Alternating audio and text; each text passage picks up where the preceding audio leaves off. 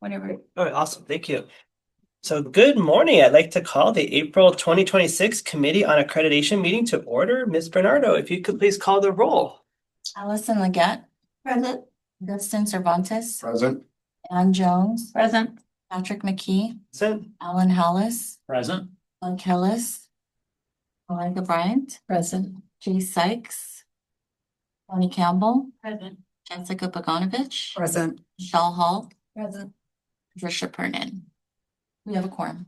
Thank you. And for the record, Member Hillis will be joining us in a little bit. We'll just make sure for the record we announce when he's joined us. So this meeting this morning is being conducted in a hybrid fashion. All members are in person. Other participants, such as institutional representatives and team leads, and some staff will be attending virtually, while others will be in person. The Zoom link and a toll-free phone number have also been made available to the public.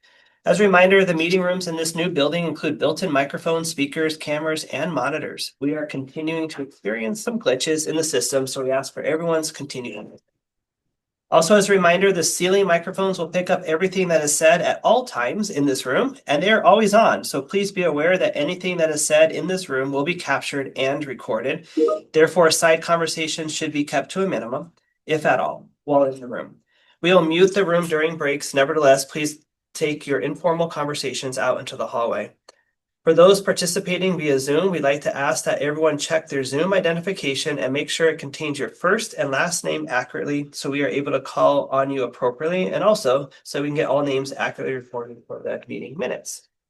When it's time to take up an item, we'll need a moment to bring the appropriate virtual attendees into the main Zoom meeting room and make sure that they can see and hear the committee and we can see and hear them.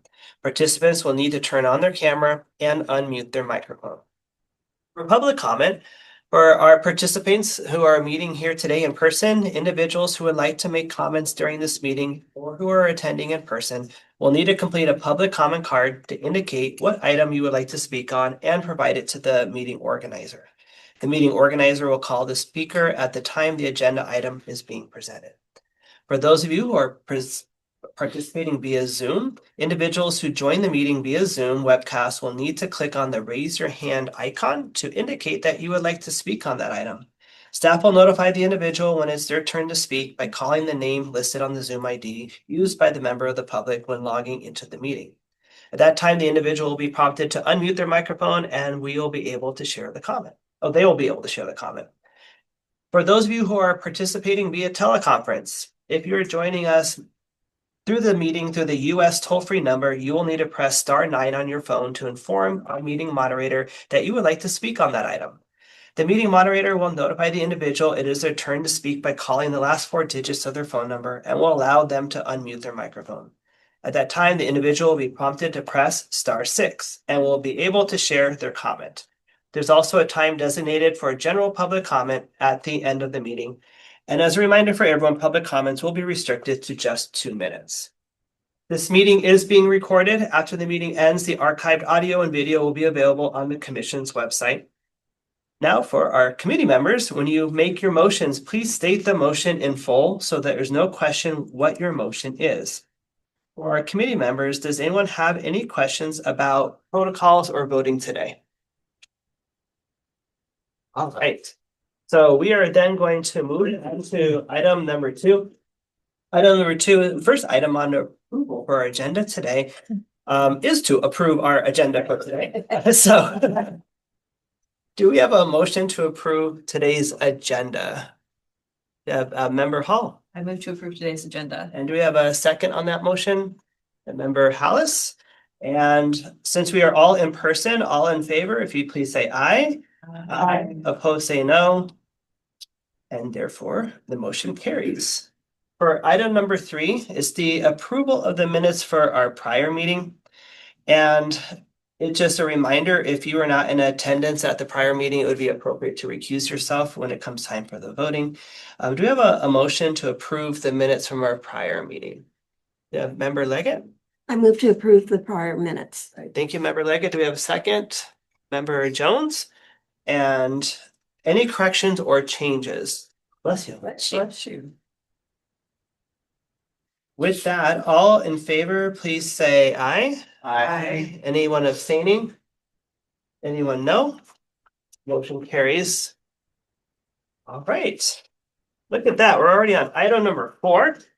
So we're doing well. Item number 4 is our co-chair and member reports. This time I don't have anything to share. My co-chair, anything you'd like to share?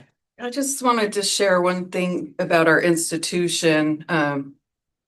University of Massachusetts Global has a wonderful opportunity for anybody in California who has a California credential can come and take 4 courses and earn their master's degree, and it's blowing up like crazy. So anybody with that credential, whether it's SPED, multiple subject, single subject, whatever it is, in 4 courses can earn their MAT.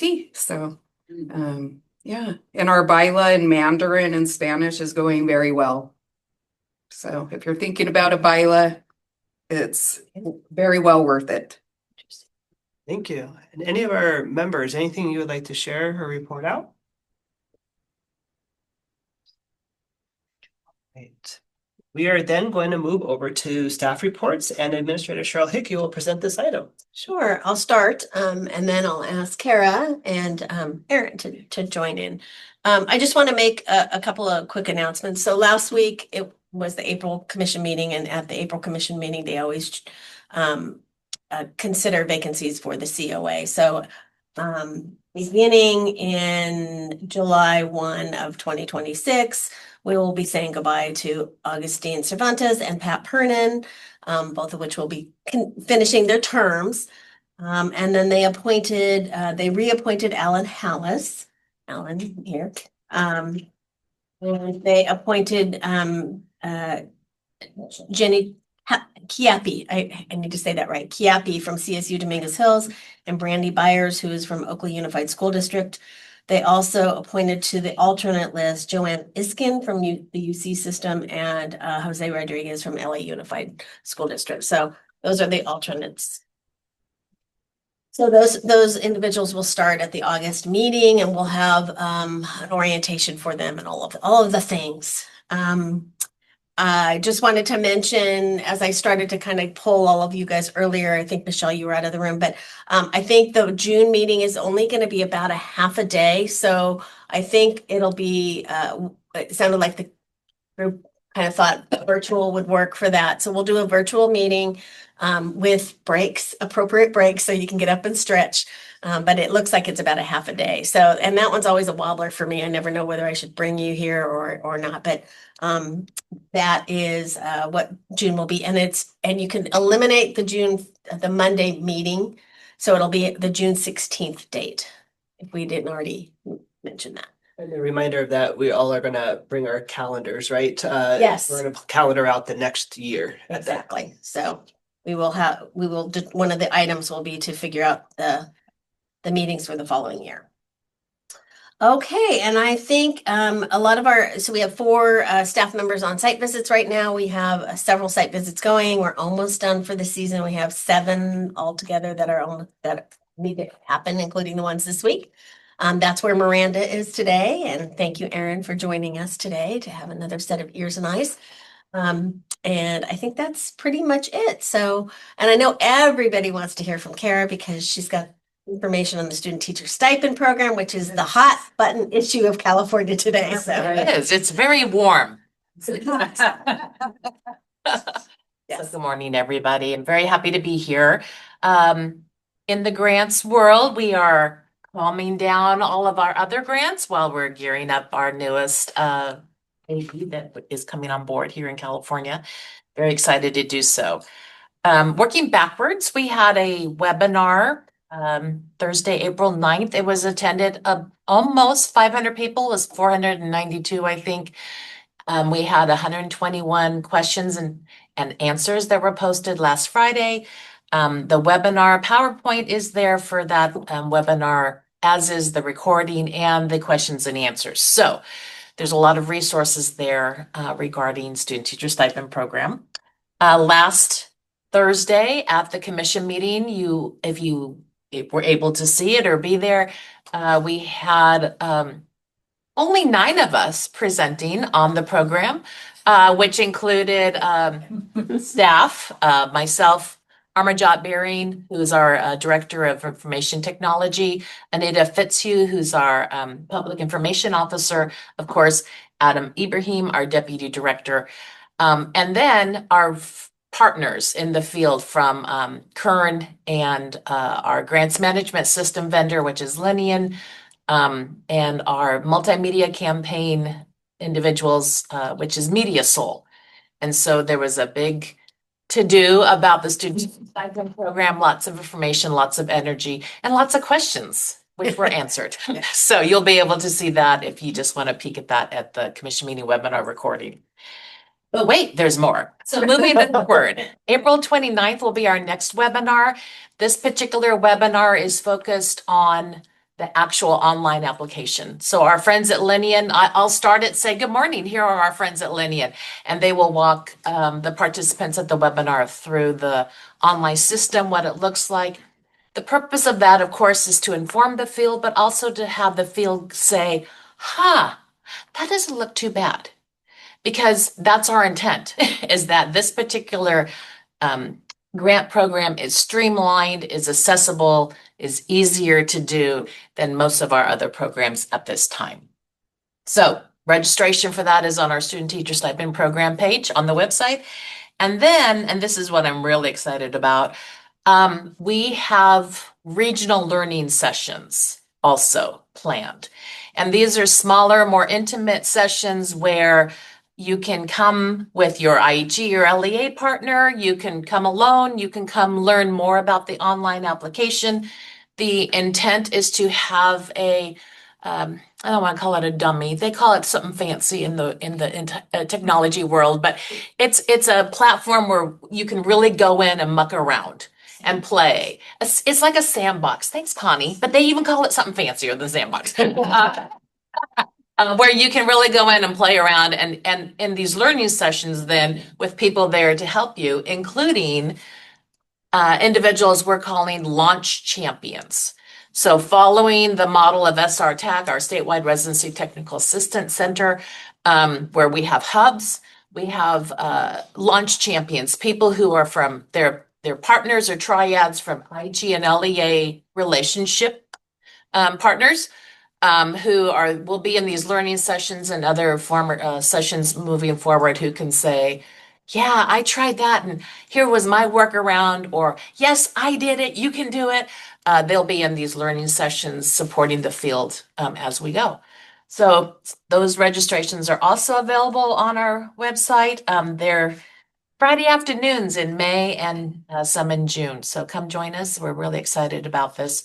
And of course, we launched July 1. That's it for me. Very exciting. So $10,000, it's $100 million for each of the next Wow. 3 years. Oh, Year 3 is 94 million. Okay. It's a long story, but yes, that's generally it. Just to remind people of the scope and size. So hopefully a lot of candidates will benefit from this. So Indeed. how does the institutional partnership become a launch champion? We have selected our launch champions.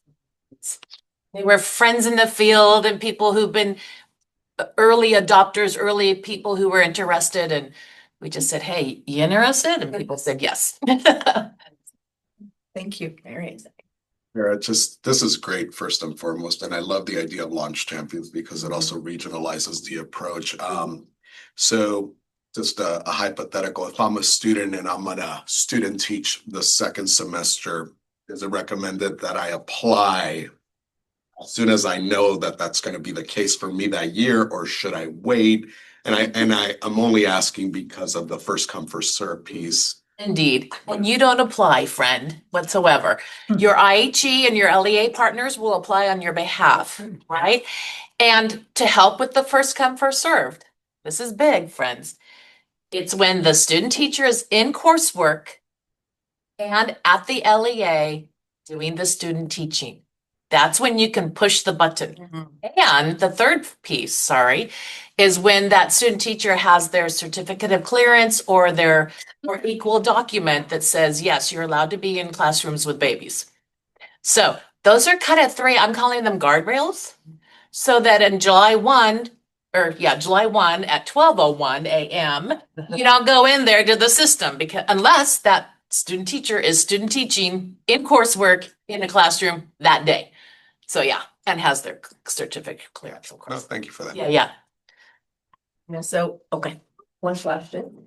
To me, since we got her here. Do we have a timeline we're thinking? When I was at the webinar and you described to me the process of it okay, so the IHE submits, the LEA approves, and then it goes through the state process. Timeline. What sort of timeline are we thinking? 55 days, Okay, yeah, that's business days. yes. Yeah, and what Michelle's talking about, friends in the field and friends here, is that once the local education agency signs the grant award agreement, there are many, many, many steps to getting the check back to the LEA, right? Out to the LEA. So there are machinations here at the commission, and those go fairly quickly, even though staff is stretched, but those are, we really, let's get this done, right? We are about, let's get this done. And then the process goes out of our building. And bless their hearts, they take care of the whole state, right? For everything. And so that takes some time. And then long story short, it's about 55 days, business days.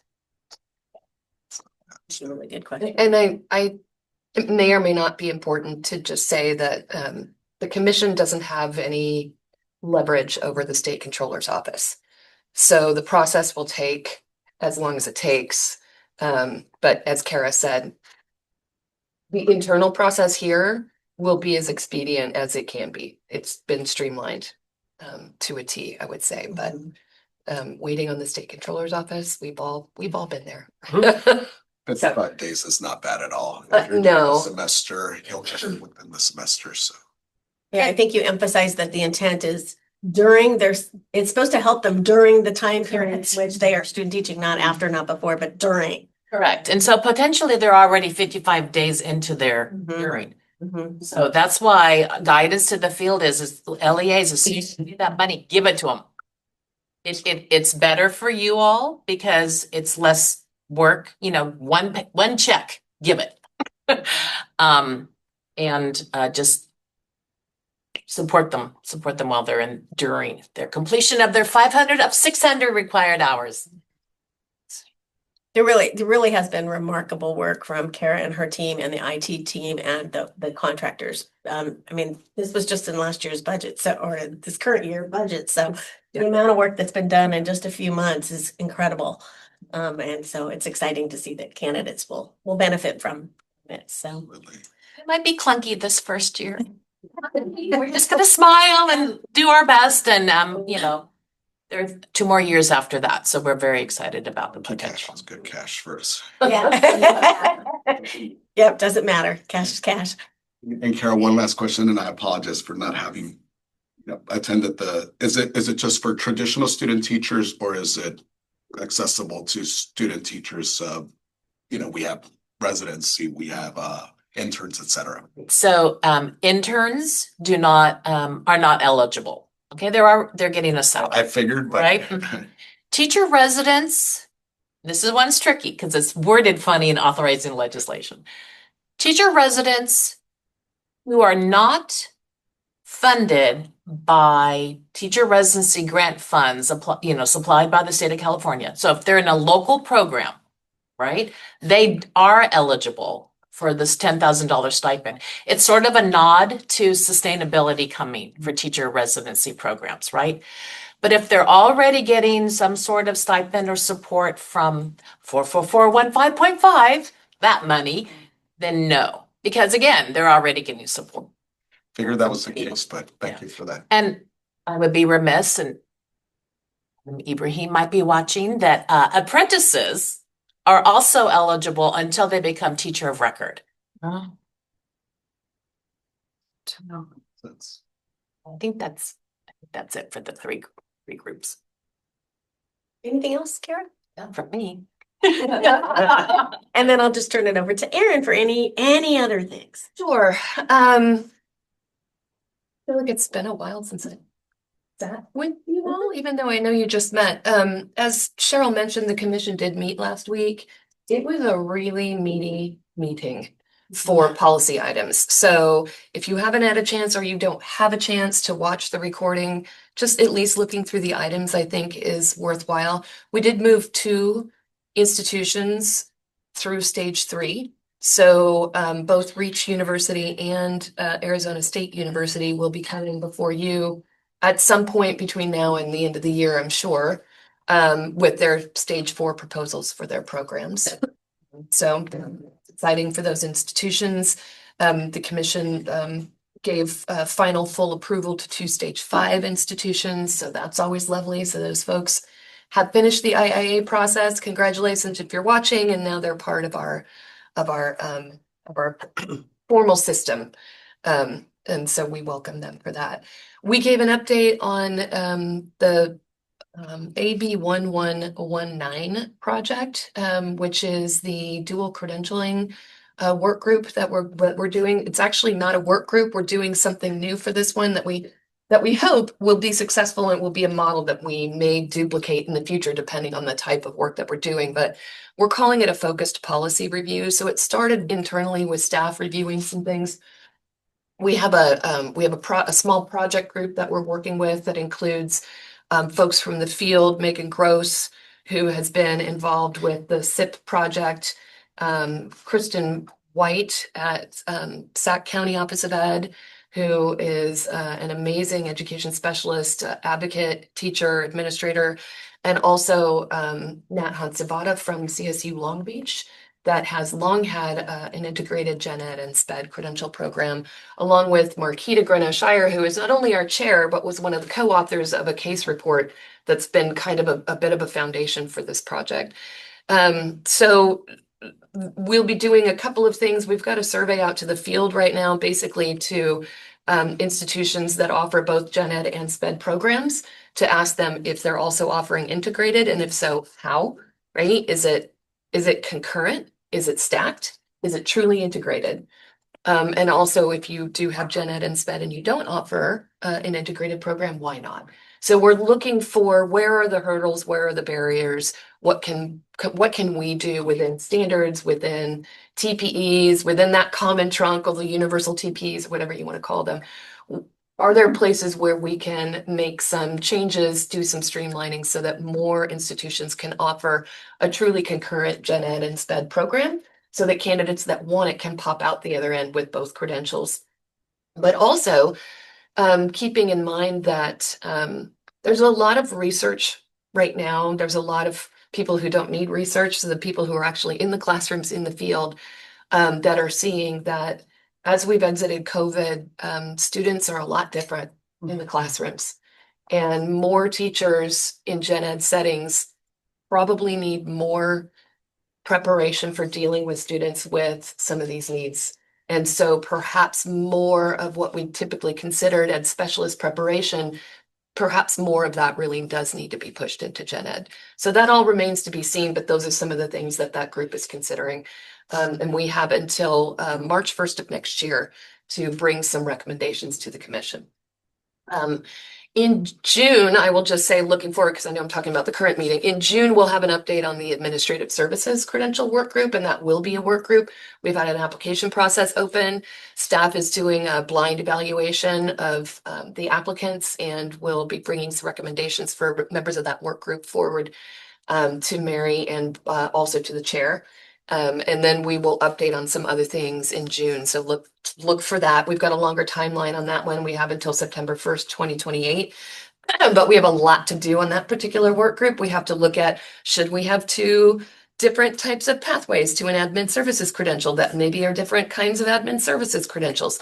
We have to upgrade the admin services or update the admin services credential standards to include more content around literacy, more content around special education, and more content around early childhood education, specifically I'm sure other things will come there. And so along with all of that, we'll look at the CAPES, we'll look at the capsules, we'll probably look at the Cal APA, we'll probably look at an admin induction. So that's a big body of work. So we're very grateful to actually have that long running room to September 1st of 2028. So I think we're going to take all of that time, and maybe even then some after that to do that work. In addition, there were some things from the certification committee that I can't speak to in detail, but if you're interested in looking at that, they are continuing to move forward with some work that we were required to do after the Highlands audit, the Highlands Charter audit last year, which was to create maybe a little more robust sort of system around assignment monitoring, put some sanctions in place. At the moment, those sanctions look like some required support, some required training for institutions, for LEAs that are sort of looking like they're having kind of ongoing problems getting assignment monitoring done in a way that meets the law. And so we're looking to offer some support in terms of training for those institutions, and that is ongoing. That will come back again in June. I would just like to call folks' attention to the process in legislation. So we're about midway through. May revise will come out in May, usually about mid-May. That's where you'll see the next tweaks to the trailer bill language. And of course, right now in trailer bill, we have some things like an additional $250 million for residencies. The commission will be in front of the Senate budget sub 1 on education.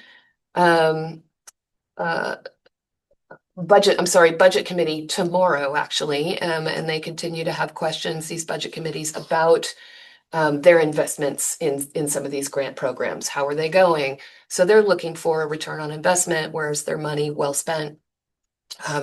We continue to have obviously lots of great things to say about the residency programs because they're just fantastic programs, and the SR TAC and all of that is just going so well.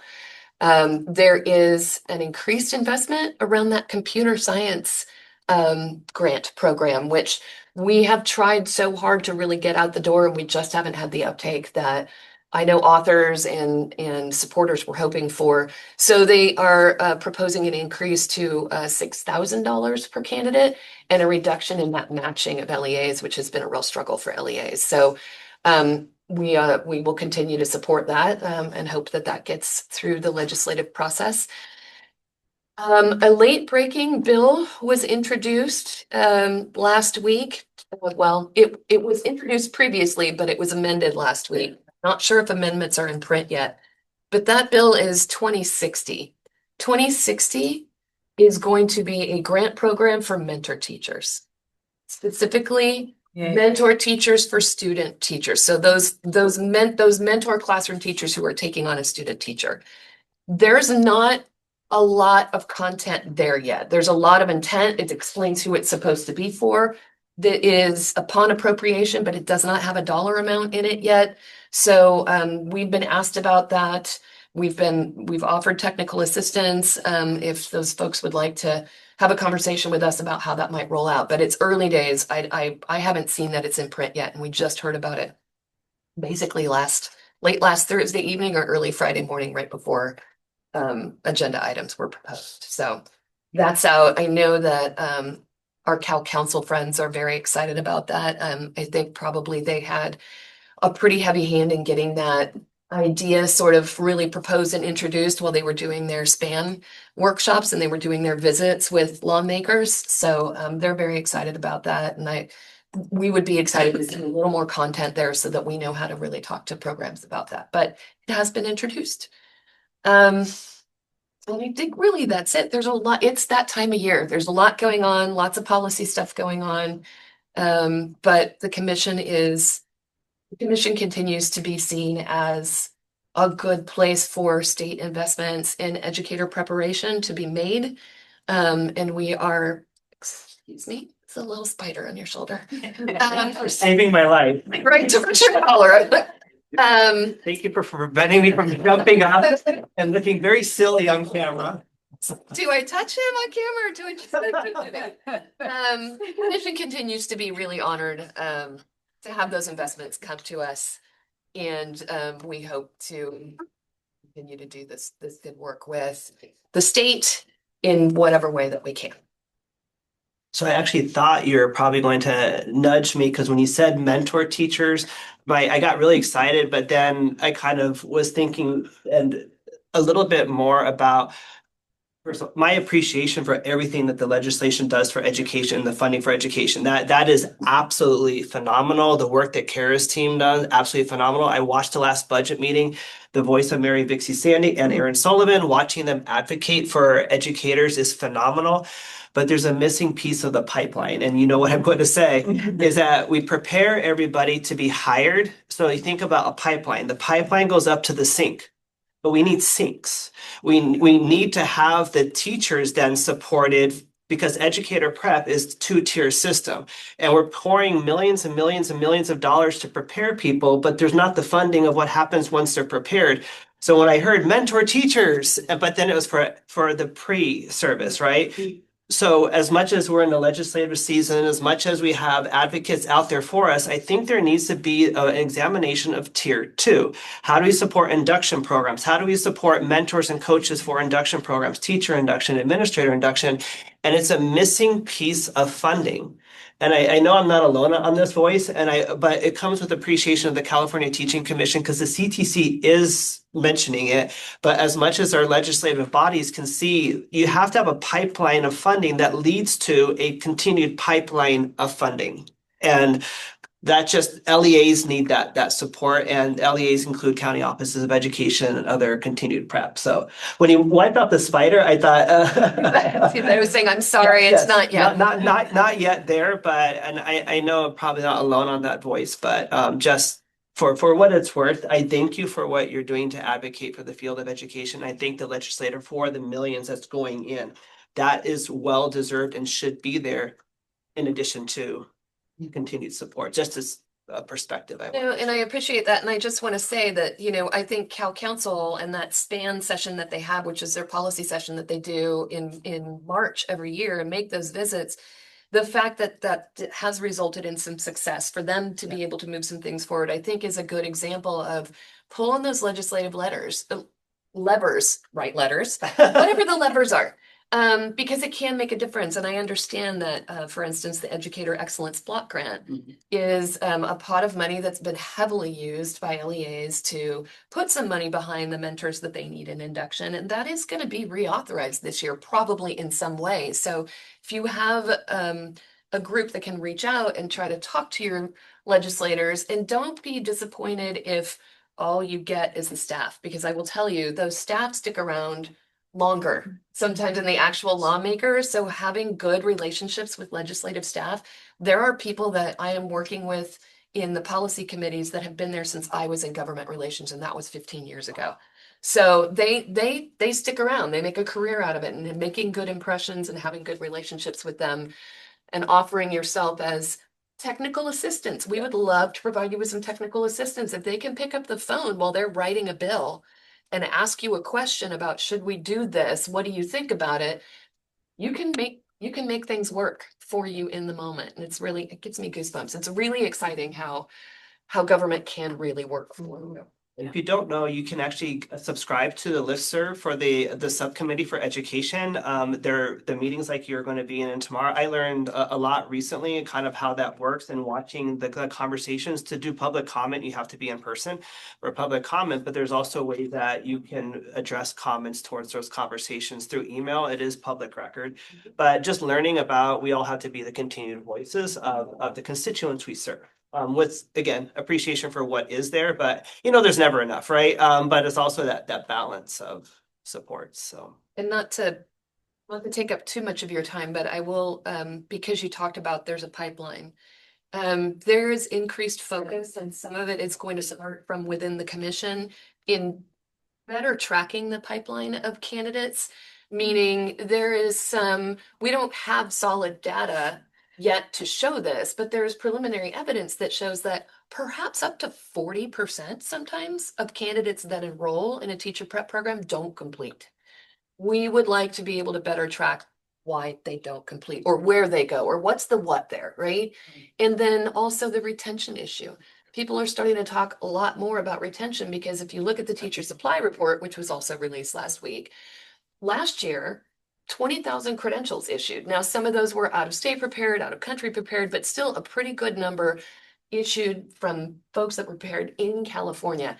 When you look at that up against the need, we're meeting the need, but we're not. We still know that there are shortages. We still have evidence that a lot of emergency type permits are being issued, that there's a lot of people out there on credential types that are not, a preliminary credential. And so if we're issuing enough credentials to meet the shortages that we're seeing, what is happening? Where are those folks going? Well, and some of that doesn't take into account regional differences. Absolutely. So, I mean, Yes. you don't necessarily go where the jobs are. You might go to your hometown. You might, so that regional impact is important. Mhm. And Cheryl, that sort of speaks to how these initiatives, bold and innovative, that are trying to fill gaps that we've known for a long time needed to be filled, whether postulated as such or not, are equity strategies. Retention is an equity strategy when you Absolutely. think of Yeah. the areas where we need the most teachers, where someone can't afford to be a teacher, coupled with changes in just workforce education and that dynamic, where you don't have as many lifelong teachers as you did back in the day. Folks are exploring new career opportunities and options, but having ways of nailing some hammers, or nailing with a hammer the nails that you need to. So I thought you were actually brushing Pat's shoulder off on the good work. But I certainly think that we're at a crossroads where Aaron, you were talking about credential programs and perhaps offering two credentials in one, like, and making that expansive. And I think of how else can we create artifacts or tools that staff and members can sort of provide to really give that technical assistance that's even needed in our IHE programs to know that, hey, you can get something done and it's not going to be a heavy lift. And Pat, to your point, if you do it right, that person will feel like I really have a home in this career. Yes. At that point, I stick around a little bit longer or enough so that we don't have the retention ailments that we continue to. And the only way to retain is to fund the school districts or county offices that now that person's employed in, and back to induction is the way to retain. So we have preparation, but we're missing retention. And retention is pouring money into school districts and county offices that support the newest educators. So that 20,000 credentials, now they're in the classroom, but what happens at that point? And funding needs to go to school districts, so or county offices where the classrooms are. So Also, I was just gonna mention the teacher supply in California, that report is gold. And I advocate that everyone Yeah. open it, read it from year to year. I share it with everyone because when you read it, there's so much information and to be gleaned from it. And it really does help paint a picture about trends across the state. And so to your point, Aaron, about the 20,000 credentials, I think another underlying factor is this consideration about why people, where they want to live, where they live, and where the needs are of their communities. You, in addition to large urban areas, you have really small rural areas where it's difficult to get people and keep them because they might be teaching 8 students, or there might be one school with 500 students. And so the considerations around the needs of the communities up and down this amazing, huge state are so varied, and yet we're trying to find one singular voice to speak for the needs of all of these communities, which are so varied and so different at the same time. So it's really complex. It is. And if you do create a work group around this, I would really like to volunteer, because we have student workers that spend an entire year trying to track our alum from the day they leave until they get their job and then where they go next. And they spend full time. That's all they do, is trying to track where they're going, because there is no system Right. that shows us where did they go. And we are asked all of the time, how many are employed? Where did they go? Where are they now? What have they achieved? And we are like, we have no system. Yeah. So it is our system. And so if you have a work group, I will. I don't know if anyone here is familiar with the cradle to career data. Okay. Very much. So I know that they were supposed to lead with the educator dashboards and that didn't happen.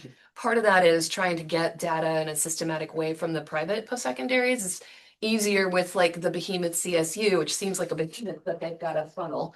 And same thing with the UC. So I know that they're working on that. And in fact, Executive Director Sandy and I have a meeting with their executive director. I sit on their governing board as a because we're a data supplier for them. You know, I recently said, so great, we've got these new dashboards out there.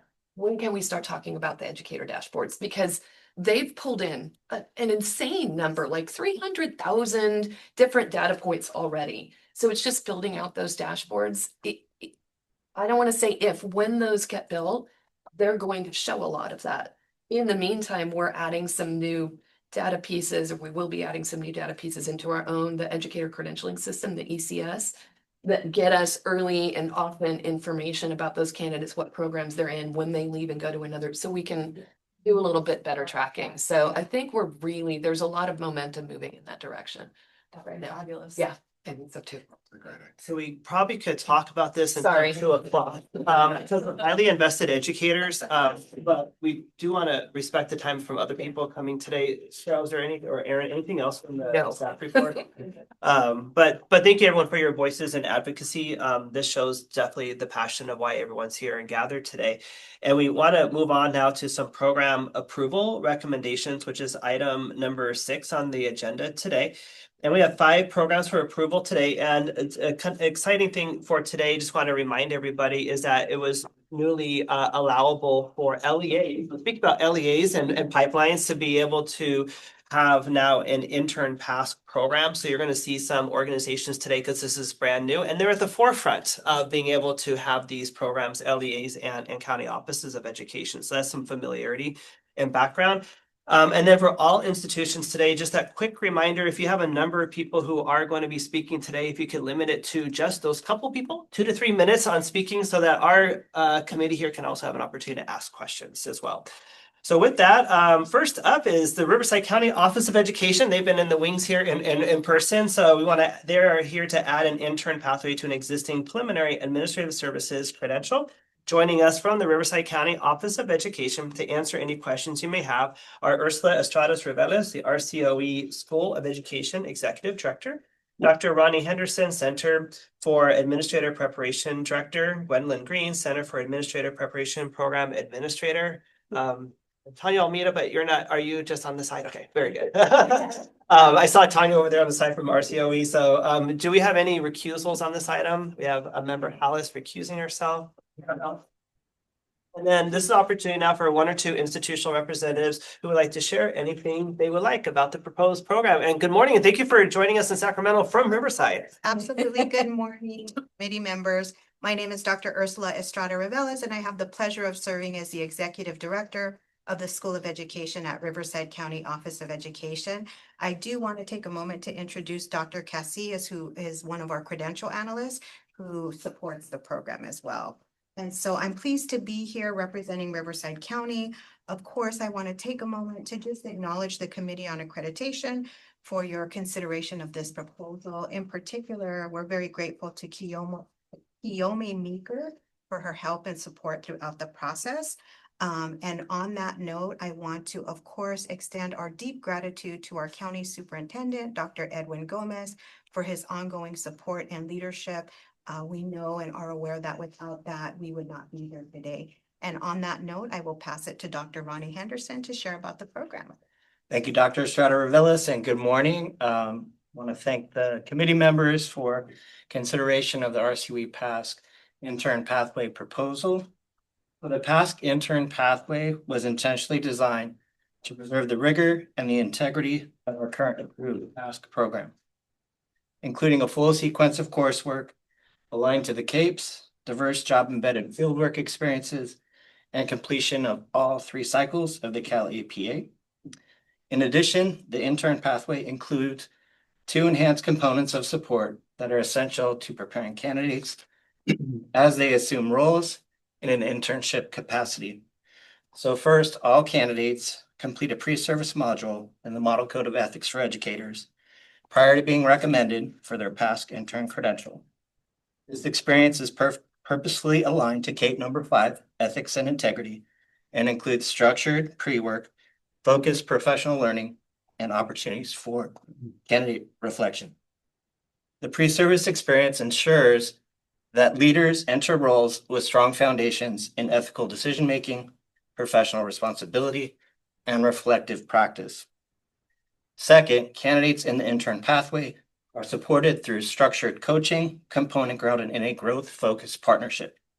Each candidate is paired with a veteran administrator employed and trained by RCOE who facilitates reflection and supports leadership development in real time as candidates step into these roles. Coaches are assigned outside of the candidate's employing district to preserve the integrity of the confidentiality, of the coaching relationship. Together, these components reflect a purposeful approach, one that ensures candidates are both prepared before they begin and they are supported as they grow in their leadership roles. In closing, the RCU Past intern pathway reflects our commitment to expanding access while maintaining the rigor and integrity of our approved past program. It is intentionally designed to develop effective, ethical, and culturally responsive leaders who have a positive impact on their schools and communities. Thank you. Thank you so much for sharing this morning, and for the record, good morning, Member Hillis. We shared earlier you'd be coming in, so glad you made it safely.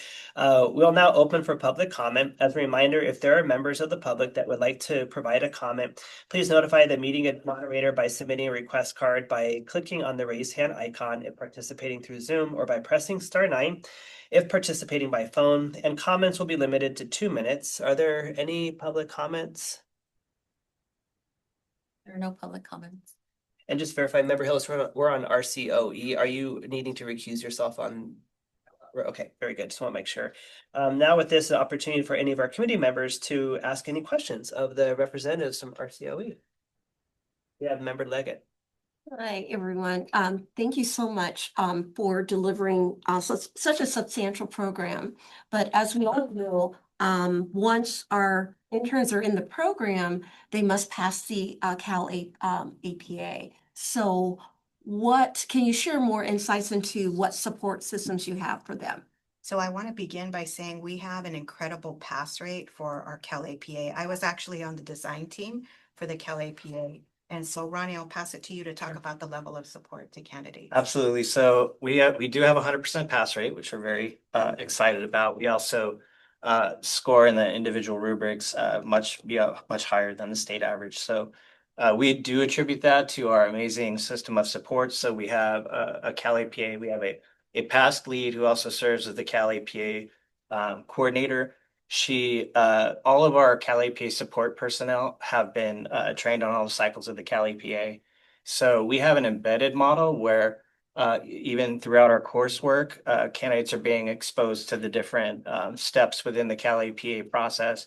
They also take, at the beginning of each of the Cal APA cycles, they take a workshop. And then we actually evaluate candidates' progress through the construction of their Cal APA submissions so we can know if they need additional support. So we have a support system where either instructors or the Cal APA support providers can provide a referral to additional support. And ultimately, all of our candidates who complete our program pass Cal APA, and really it's designed to get them to completion with cycle 3 prior to the completion of the program. So everything is set for them when we do the recommends. And if I could add to that, for us, it's about more than Cal APA. It's about preparing candidates to be successful as building leaders. And we feel that this is a good and solid approach to accomplishing that. Thank you. You're welcome. You're welcome. Appreciate you sharing that the Cal APA is not about an exam, it's about the content and how you can process the information, and that's handled through the examination. So 100% success rate means that they're prepared to be school administrators, not that they're prepared for an exam. So thank you for acknowledging and connecting that. Thank you. Member Cervantes, and then Member Campbell. Member Campbell, then Member Cervantes. Thank you. First, I want to say that your materials were so clear and really easy to navigate, and I just appreciated that so much. I think I read that the mentor will be the administrator on the campus where the intern is working. So that leads me to ask, what positions are your intern, will they be in where there is an administrator on campus available to be that mentor? Yeah, so they're assigned a fieldwork supervisor who is, in most cases, their direct supervisor. These folks have to meet minimal requirements. They have to have been administrator at least for 5 years and at least at the principalship level. And that person's there to really create access for the candidates to have those diverse fieldwork experiences, exposure to being able to gather data, setting up the opportunities for PCs or building a shared vision or working with a group on a problem of practice, and then of course coaching a teacher. So all of these are done through the fieldwork supervisor. The additional layer of support is a coach that is an RCOE trained and assigned coach that actually does the mentorship. So they can also support things like Cal APA. They can also help a candidate work through a problem of practice they're having through a field work scenario that they're working on. But those are the layers of support that we have in place for candidates. Yeah, no, mine's kind of a follow-up, but it's really on measuring that differential impact of the intern pathway compared to your traditional PASC route. And really like maybe going beyond that, the impact on not just the candidate completion, but on the school level outcomes since they are working there. And so what are some things you're looking at in order to do that? Is it staff stability, student success, et cetera? It's like you're looking at the actual site and what's happening there versus just the candidate. Right. So again, that's an opportunity. I think the Cal APA provides the perfect opportunity for that, to look at and study a gap that might be occurring on campus with a particular student group, using data, evaluating data, we're looking at potential root causes, developing a plan, putting that plan in place, reflecting on the outcomes of that plan. I think those are all layers to how we build a system that gives those opportunities to all candidates, whether they're an intern or whether they're in our traditional program. Again, I think the exciting part about what we're going to do with the interns is that additional layer of mentorship and coaching that can help them in real time, just in time, kind of support for a candidate that would be and really grounded in the capsules and really grounded in outcomes for students. Thank you. Director Sullivan had no looking at. And we have my co-chair Bogdanovich. Hi, good morning. Morning. And thank you for being here. I did have a question. We know that teacher retention is very low right now and teacher turnover, as well as administrative turnover and retention. How do you plan on ensuring that administrative retention is in place and you continue that pipeline within the district? If I could just Sure, quickly sidebar absolutely. too. So we're a Delphi grant recipient. And so those candidates, we have, I think, 7 who are in schools. Yeah, in our first cohort, we had 13 that have earned their PASC and 7 have already entered the field as administrators. And so that's with continued support. So Mhm. I'll pass it to Ronnie to finish that up. Yeah, so that's exciting. What we do through the Delphi program actually allows us to continue to support candidates even past job, being awarded a job in a school district as a leader. We're able to continue with them through the funding, through we do affinity group work, we do communities of practice.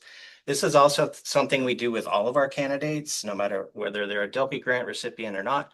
We have opportunities through COPs that we do both in our PASC program and our CAS program. And what we find is that our candidates build a network in a community. And most of our candidates that complete the PASC program with our COE, once they do obtain an administrative position, they come through our CAS program.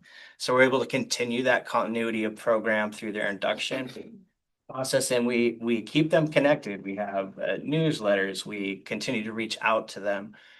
We collect data to see if they've stayed in the profession, and then also continue to send out professional development opportunities, training, and things like that to continue to connect to our community of leaders. And at the end of the day, I really do feel like for interns in particular, remember, they have the support of their district. They're hired by their district. And so there's a high level of belief in this individual. And so I think that in and of itself speaks to their potential longevity as an administrator.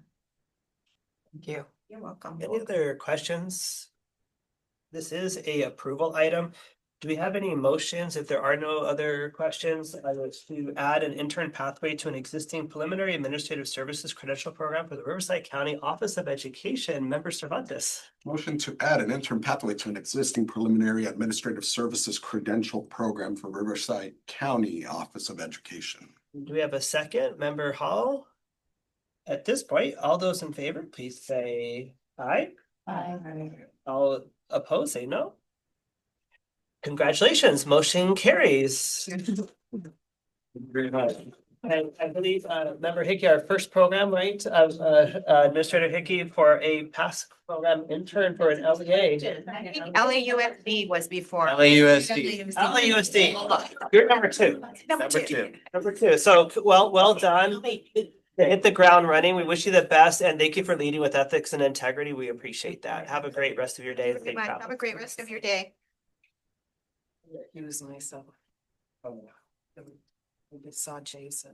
So with that, we're going to go to our second institution, which is the Madera County Superintendent of Schools, adding an intern pathway to an existing preliminary administrative services credential pass program.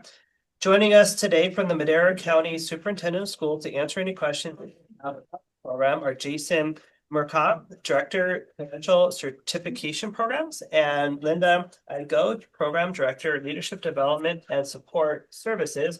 Do we have any recusals on this item? My co-chair, Bogdanovich, any other recusals on this item? So with that, thank you for joining us today. And we would like, if you would, anyone from your institution like to say anything about your proposed program. Good morning and thank you for joining us. Well, good morning. And first of all, I would like to thank the commission for having us. We were just there in October as we received accreditation for our Bridges to Leadership program, as well as our added authorization. So primarily, we are hoping to offer an internship based on the great need of administrators throughout our county, as well as throughout the state. Currently, we have 10 candidates in our program who are administrators who are serving as administrators on the admin waiver credential. And we know and understand that the intern credential creates more formality for that.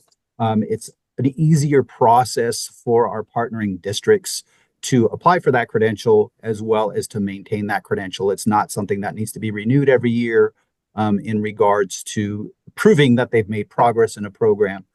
That's one of the reasons. And so we're excited to offer that opportunity because I feel it makes it a more seamless process for everyone involved. But, through Bridges to Leadership, we offered a program that is, specifically throughout the state of California in our online format, and then throughout Madera County in our face-to-face. But it's a program that supports our districts that are affected by the shortage of qualified administrators and candidates, especially those districts with unique school designs and rural locations. As you can imagine, Madera County, we have one large district and the rest are very rural. So they're struggling finding candidates or administrators. So a lot of times they're putting those candidates on that waiver program. Although the BTL PASC program inter-pathway will be very similar to the current program and the traditional PASC program design, intern candidates will be provided with additional support in addition to their fieldwork supervisor, which is local, meaning usually within their district or at their school site. They will all be assigned an intern supervisor who will be myself or Linda Igo. We work obviously with the program, and the goal of that is to support them throughout the completion of the program.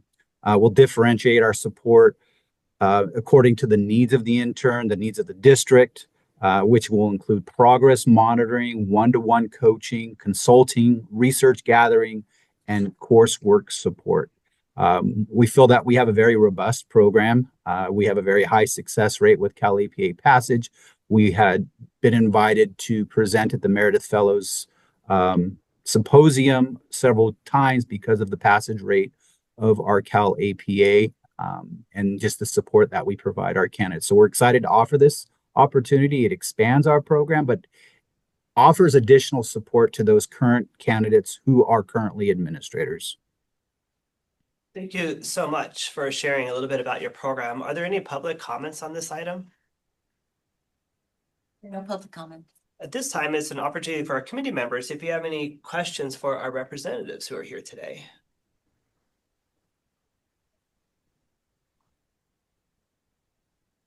If there are no questions, this is an opportunity to add a motion as an approval item for their intern pathway to an existing preliminary administrative services credential. We have Member Hall. I move to approve that we allow the Madera County Superintendent of Schools to add an intern pathway to an existing preliminary administrative services credential program. Thank you, Member Hall. Do we have a second on that? And I saw Member Jones. With that, all in favor, please say aye. Aye. Opposed, say no. Motion carries unanimously. Congratulations on the approval of your intern pathway. Well done. Awesome. We appreciate it. Thank you very much for your time. And we wish you the very best as you move the program forward. Thank you. All right. Have a great day. You too as well. Thank you. We're now on our third item, and I was just reminded that our agenda, we're getting a little bit behind because we're having such wonderful conversations and continue to ask questions and share. We're still on item number 7, and we have a program coming in at 10 o'clock for item 10. So just as a FYI. With that, we're going to our third institution is University of the Pacific, adding the California Teachers of English Learners. Joining us today from the University of the Pacific to answer any questions you may have about their program are Dr. Debbie Azevedo, who's the Director of Field Experiences, Dr. Belkis Choisel Praslin, and my apologies if I didn't say your name correctly, Teacher and Education Program Lead. Do we have any recusals on this item? With that, we want to thank you, and my apologies again on mispronouncing your name, Dr. Praslin. Would you do we have one more person joining us, or was it just be you today? Dr. Azevedo should be in the room as well. Okay, we're going to pause a moment, make sure that they're able to join us. We want to definitely make sure that we have everyone from the institution. Oh, excellent. Perfect. All right. So this is an opportunity for you to speak about your proposed program. Good morning and welcome. Good morning. And you did a really good job with my name. Thank you, but I appreciate I'm that. Belkis Choisel Praslin, the Teacher Education Program Lead at University of the Pacific. We have been working to integrate and create the California Teachers of English Learners CTEL authorization program within University of the Pacific's current offerings. We have had over the years students inquiry on whether or not we offer a CTEL. And once we really took a look at what would be required to offer a CTEL and do it correctly and do it right, we realized that it was within our capacity. So we've been working towards creating this and offering it to any interested teachers and students that we have. Thank you. Dr. Acevedo, is there anything you wanted to add? Yes, hi. My name's Good morning. Dr. Debbie Azevedo. I'm the Director of Field Experiences at the University of the Pacific.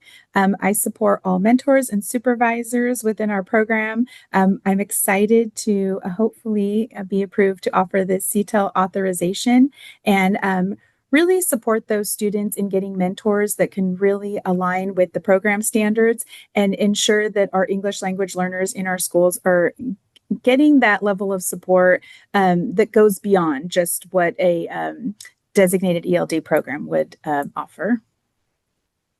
Thank you so much for sharing. Now it's an opportunity for public comments. Do we have any public comments on this item? It's the opportunity now for our committee members. Any questions you have for our representatives today?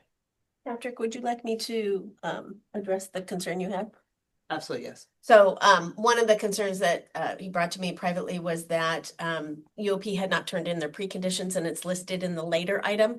Those have been turned in. So just to clarify, that is not an issue any longer. And thank you for that. And thank you for turning in your preconditions. That was imperative for today. So we appreciate that. Thank you, Administrator Hickey. With that, this is a item for an opportunity for approval. Is there any motion then if there are no questions? Yeah, Member Jones. I move that we approve the University of the Pacific to offer California Teachers of English Learners CTEL authorization program. We have a second on that motion. We have Member Hallis. At this time, all those in favor, if you please say aye. Aye. Opposed, say no. Motion carries unanimously. Congratulations. We wish you the very best for this much needed program in our state. Thank you all. Thank you. Have a great rest of your day and thank you so much. Our fourth institution is the Sacramento County Office of Education, who are adding or proposing to add a bilingual authorization in Spanish.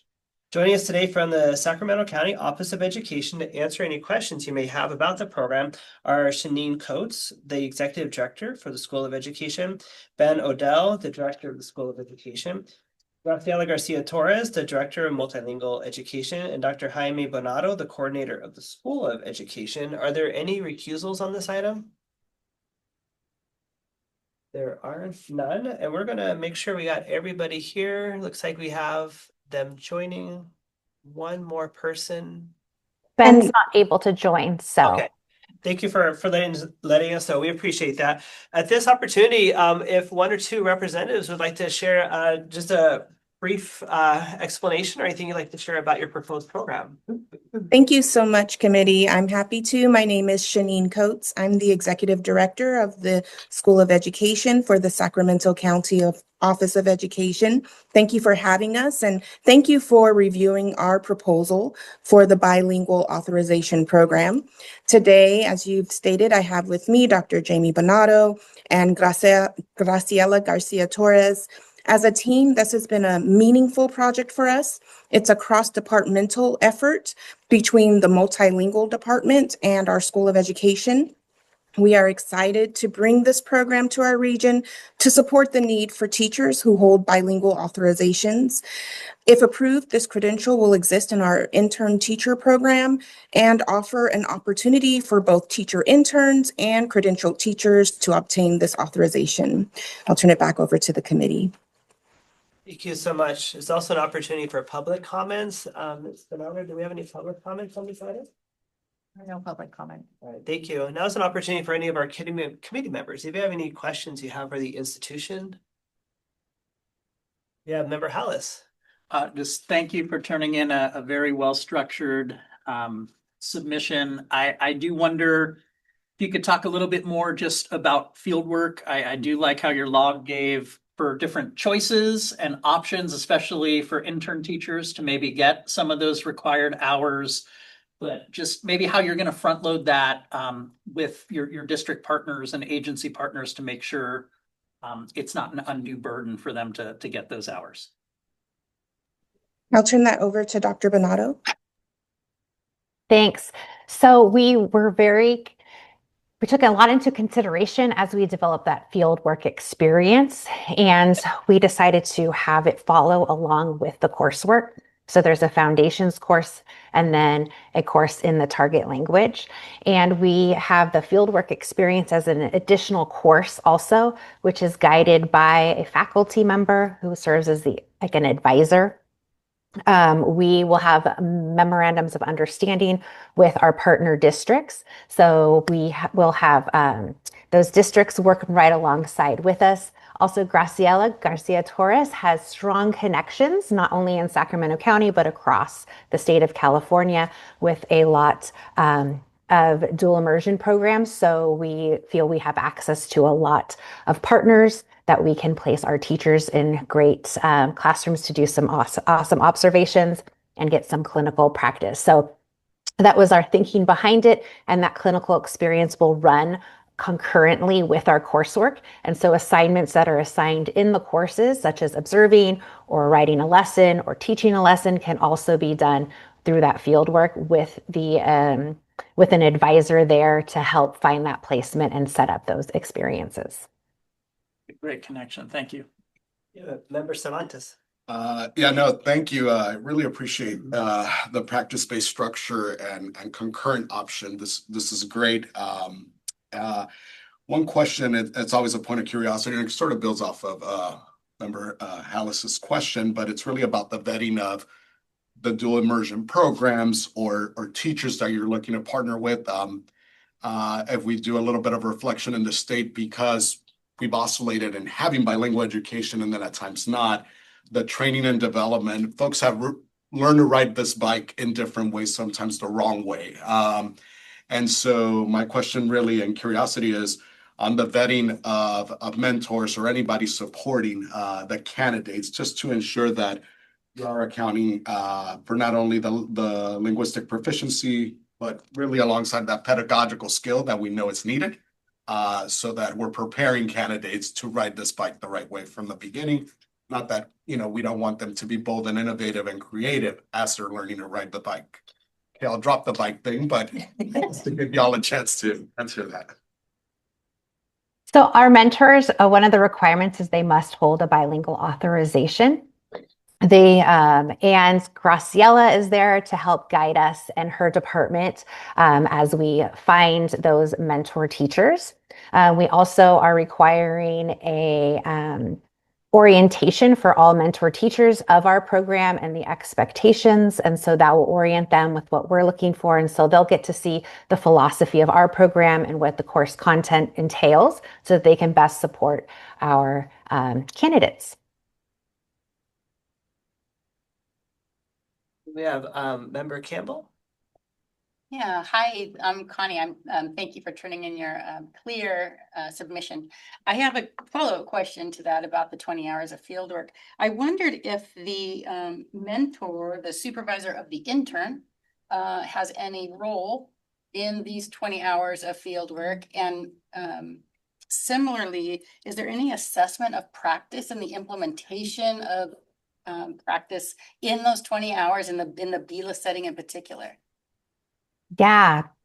Thank you guys for asking all these awesome questions. We have really thought through this fieldwork experience piece, and the fieldwork experience is also in a course. And by the end of the course, our candidates will have developed a portfolio, and that portfolio will include an assessment piece, which will be assessed by both their mentor teacher. So we'll be getting feedback from them, but also the fieldwork supervisor. So those could be two different people. So what we're going to have a mentor in the classroom whose classrooms they can be visiting and teaching alongside, but we're also going to have an instructor running that course as an advisor who will also be giving feedback. And ultimately it's assessed through a portfolio that goes through all of the BTPEs to make sure that that candidate is coming out with all of those strong foundation understandings and ready to support our students in a bilingual setting.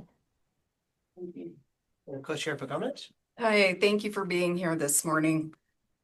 This is also in the clinical practice and fieldwork section, where it talks about progress monitoring and programmatic support.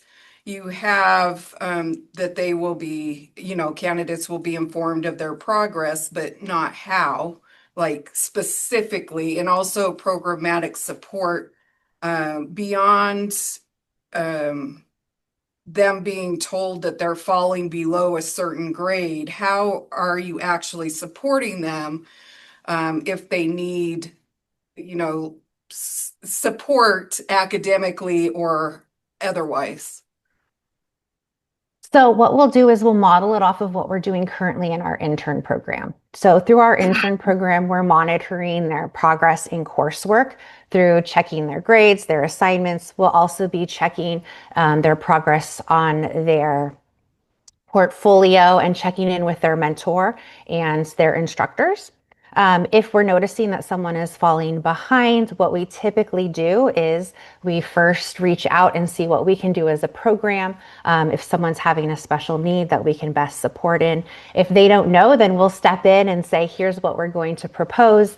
We meet with probably, or right now what we meet is with the program coordinator or program director, and we come up with a plan of action on how to increase that support. So if the candidate might need more support with another, perhaps we set up additional classroom observations for them, or we're giving them more support hours or more coaching hours. So we're making sure that they're making progress towards those BTPEs. And so we are happy to step in and do a wraparound support as best we can. Do you have a formal system in place for this? So we do have a formal system. If we're noticing that someone's falling behind, we can place them on academic probation. And what that typically entails is they're a meeting with the coordinator or director, and we come up with a plan where we outline what needs to be done by the candidate and by what date, and what that will look like in order for them to continue and progress. And then we come back and we check in and see, has progress been made? If it has, awesome. We decide if we want to keep supports or if we're going to drop those supports, or if we need to do more intervention and what we can change to better support our candidate. Thank you. Any other questions? This is an action item. If no other questions, is there a motion to approve the bilingual authorization in Spanish for the Sacramento County Office of Education? Member Hallis? I move to approve the bilingual authorization in Spanish for the Sacramento County Office of Education. We have a second. Member Hall? All those in favor, please say aye. Aye. Opposed, say no. Motion carries unanimously. Congratulations. Thank you so much for bringing this program. Thank you. We wish you the absolute very best. I would just like to, I would be remiss. We often are in need of bilingual folks with bilingual background as reviewers. So now that you have been through this process, I would just say if you are open to the idea of reviewing other programs, maybe doing a site visit, please reach out to us. I'm happy to help as much as I can. Great, thank you. Thank All you. right, we appreciate that. We are a community of educators who are collaborative together. So thank you for supporting others in the journey. We appreciate that. Our next institution is the Las Virgenes Unified School District, adding an intern pathway to an existing preliminary administrative services credential. Joining us today from the Las Virgenes Unified School District to answer any questions, we have Ms. Jessie Sweeney, the program coordinator, Ms. Megan Jones, the program coordinator, and Ms. Megan Camacho, program coordinator. Do we have any recusals on this item? We have Member Hillis. Any other recusals? It looks like we're waiting for one more person. Are we going to be joined by the third person this morning? Miss Jessie Sweeney's not going to join us, but Miss Megan Jones will be joining us. Excellent. And so we will wait for. She should be an attendee on here. Perfect. And looks like there she is. Thank you so much for letting us know. Looks like we have everybody here. At this time, would one or two institutional representatives like to say anything about your proposed program? Yes, I'm happy to. Good morning, and thank you for the opportunity to present today. My name is Dr. Valerie Lathian, and I serve as the program director for the Las Virgenes Unified School District's credentialing program within the Center for Educational Excellence. I would like to begin by expressing my sincere appreciation to the Commission on Accreditation for your time, expertise, and thoughtful consideration of our proposal. We are seeking approval to add the intern pathway to our existing preliminary administrative services credential program. This addition is a strategic and timely response to the growing need for effective school leaders within our region.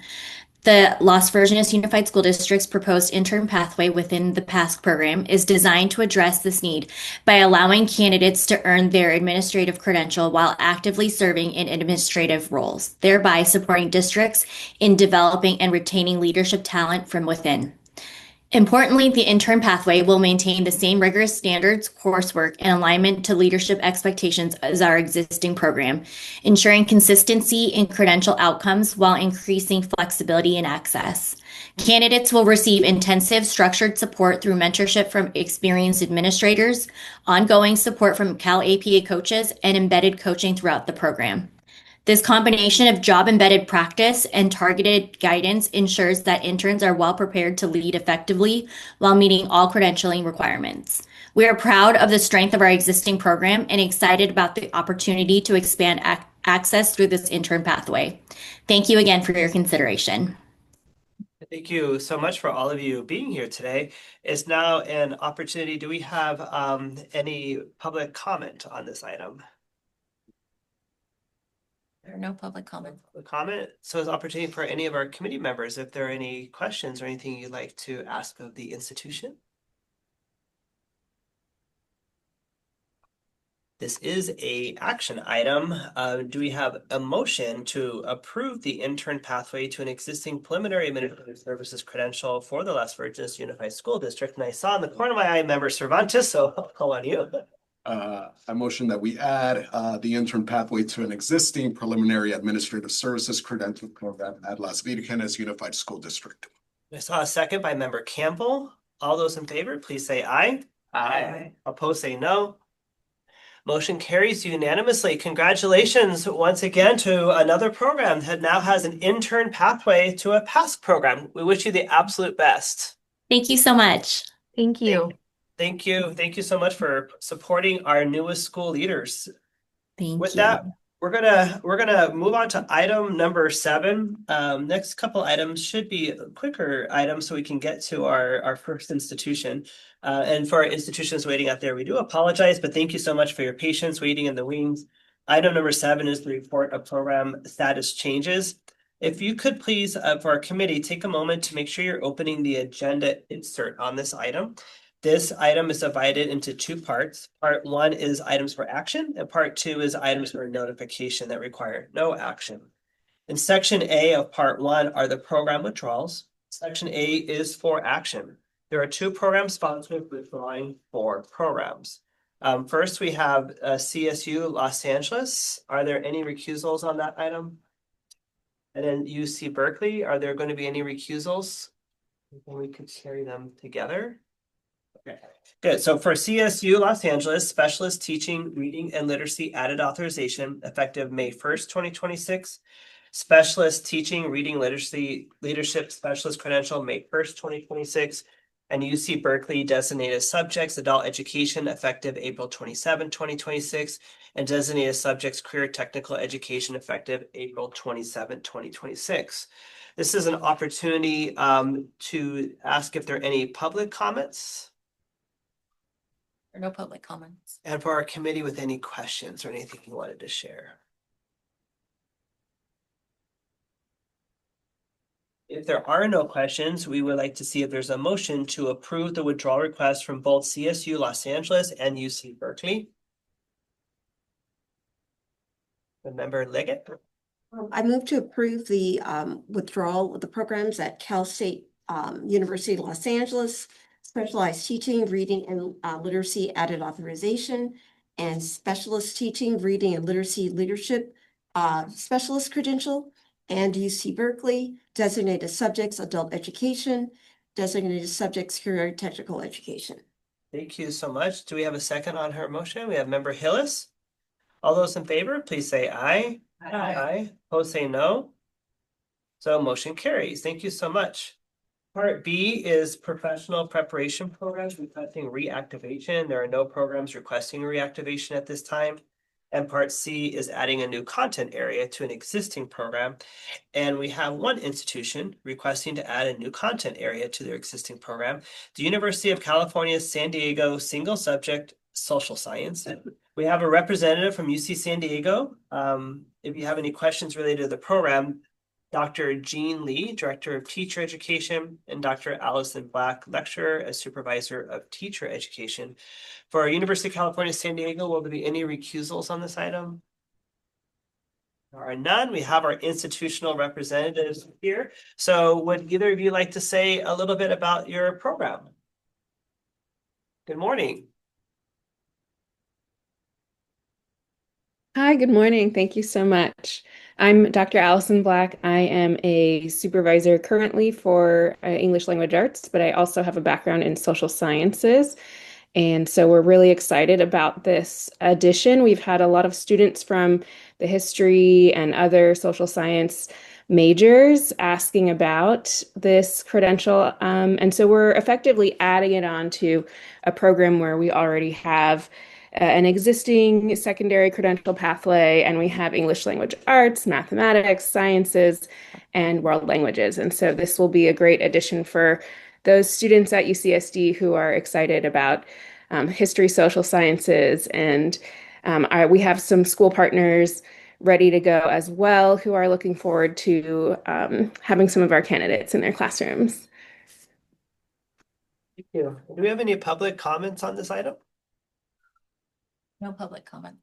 Thank you. Are there any questions from any of our committee members of the institution? There are no questions. This is an item for action. Would there be a motion then? We have Member Cervantes. Yeah, motion to add the new content area to an existing program for the University of California, San Diego, single subject social science. Thank you. Is there a second? I saw Member Hall. All those in favor, if you could please say aye. Aye. Opposed say no. Well, congratulations. Passes unanimously. Motion carries. Thank you so much. We wish you the best. And those students who are ready are going to be excited with that decision. We wish you the best moving forward. Thank you. Thank you both for being here today. I'm now going to pass over part 2, sections D and E. We're going to kind of co-chair this together. So co-chair Bogdanovich. All right, the next two sections, D and E, are for notification purposes only. No action will be required. Section D, programs transitioning. Commission staff is in the process of receiving and reviewing transition documents from the speech language pathology programs, and we will bring the list of those transitioning when that process is complete, most likely in June. Section E is programs moving to inactive status. This is an information item. There are 3 institutions requesting to move 5 programs to inactive status. CSU San Bernardino, designated subjects, special subjects, effective April 22nd, 2026. Designated subjects, supervision and coordination, effective April 22nd, 2026. Pasadena Unified School District, teacher induction, effective April 21st, 2026. And I'll pass it back to Patrick. Thank you. And we also have the University of Massachusetts Global, UMass, Education Specialist Added Authorization, Early Childhood Special Education, effective April 21st, 2026. Education Specialist Preliminary Early Childhood Special Education, effective April 21st, 2026. Item number 8 is the initial program approval for new program sponsors, and there are no requests for program approvals for new program sponsors at this time. And I'm passing it back now to Co-Chair Bogdanovich. All right, item 9. Item 9 is discussion of institutions not in compliance with accreditation timeliness. Or timelines, well, both. Administrator Cheryl Hickey will present this item. Please begin, Ms. Hickey. Yeah, this will be quick. So as I mentioned, the University of Pacific is listed here as we were waiting their preconditions. Those have been submitted, so we're all good there. San Diego Christian University was the only institution to not have turned in their SB 488 documents, which I think we updated you last time. Those documents are expected today. And their program is actually going to close. So it was sort of this weird kind of situation, but they will close as of December 31st of this year. Just they're in the process of teaching out their current candidates. So we've been working with them, and hopefully we'll receive those documents today. So that's my update.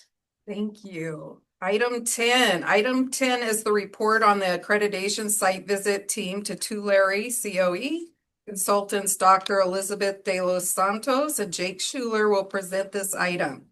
They are joined by team lead Tanya Almeida and institutional representative Dr. George Rodriguez, Administrator, New Teacher and Leadership Development. Does anyone need to recuse themselves? All right, thank you for being here. Dr. De Los Santos, will you begin, please? Thank you. Good morning. It is my pleasure to co-present the site visit report for Tulare County Office of Education with my colleague and the lead consultant on the site visit, Jake Schuler. The visit took place virtually from March 8th through 11th, 2026. A total of 603 interviews were conducted, and the visit proceeded in accordance with all normal accreditation protocols. We would like to sincerely thank the team from Tulare County Office of Education for their thorough preparation for the visit and timely response to requests for additional information and documentation from the site visit team. We really enjoyed working with this amazing team to prepare for the visit. And now I will turn over to Jake. Thanks, Elizabeth. Good morning, everyone. First of all, I want to say thank you to Elizabeth. We've gotten to work on 2 site visits together this year, and it's such a pleasure to work with her. So thanks for all of your hard work and partnership on the visit, Elizabeth. The team at Tulare County Office of Ed was led by Dr. George Rodriguez on the screen there. Hi, George. Good to see you.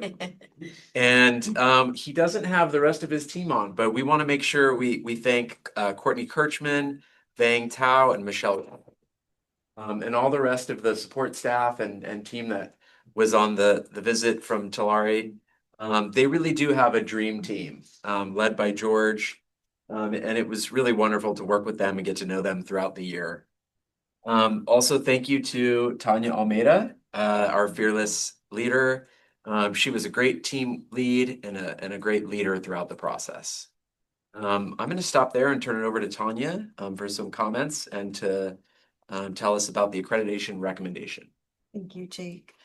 So to mirror what Elizabeth and Jake have already shared, I want to extend gratitude to our review team that included Patricia Pernin, who was our Common Standards reviewer, program reviewers, Sue Huckelson, Kelly Daly, Lori Call, Nanette Frischman, Elizabeth Heinberger, and Denise Duval. And thank you to the CTC staff, Jake and Elizabeth. The team brought professionalism, expertise, and care to every interview and every finding. I also want to extend our gratitude to the Tulare County Office of Education's new Teacher and Development Unit, especially their leadership, unit administrator, program manager, staff, and the hundreds of candidates and mentors and community partners who gave their time to speak to us. And as Elizabeth mentioned, there were over 600 interviews across the visit, which really spoke to the institution's care and quality of the work they put together for us. Sorry, my voice is a little off today. So based on our thorough review of all institutional and program documentation, the full scope of interviews conducted, and the accreditation team is unanimous in its recommendation of accreditation with stipulations for Tulare County Office of Education. This recommendation reflects an institution that is strong, mission-driven, and doing meaningful work across a large and diverse region. The stipulations we are recommending speak to areas where the evidence available during the visit was not yet sufficient to demonstrate fully consistent practice, but not a lack of commitment or effort. Before moving into the findings, I'd like to share some of what stood out to our team because there is genuinely a great deal to celebrate. The mission alignment with the communities Tulare County Office of Education serves was immediately apparent. 54% of new teacher and leadership development candidates identify as Hispanic or Latinx, closely mirroring the student populations they are being prepared to teach. And that's not accidental. It really reflects a purposeful recruitment and deep commitment to equity and access in educator preparation. The candidate support structures across all programs were robust and every indication working. Candidates consistently told us that they felt seen, heard, and supported. One candidate put it this way: I've never taught a day in my life before this, and now I feel like I'm running a really good program because of the schooling I've received. I don't know what it would look like without this program. We were also impressed by the culture of responsiveness to feedback. So advisory board members, district partners, and candidates alike described an institution that not only asks for input, but acts on it. That kind of culture is the foundation of genuine continuous improvement. The candidate outcome data speaks for itself. Multiple subjects and single subject programs are achieving Cal TPA pass rates well above state averages, and the education specialist program reported a 100% pass rate on submitted teaching performance assessments in both the 2023-24 and 24-25 program years. And finally, across many programs, the accessibility of program leadership was a reoccurring theme, and candidates, mentors, and district partners frequently described being able to reach program managers and staff when they needed support. So all 5 common standards were found to be met. Within Common Standard 1, one area was identified as inconsistent: the systematic documentation of faculty and instructional personnel qualifications across all 4 required areas. And within Common Standard 3, one area of inconsistency was identified: site-based supervisors are not being evaluated and recognized in a systematic manner across all programs. Both of these inconsistencies are reflected in the stipulations that I'm getting to. So the program findings for preliminary multiple subject and single subject, all program standards were met.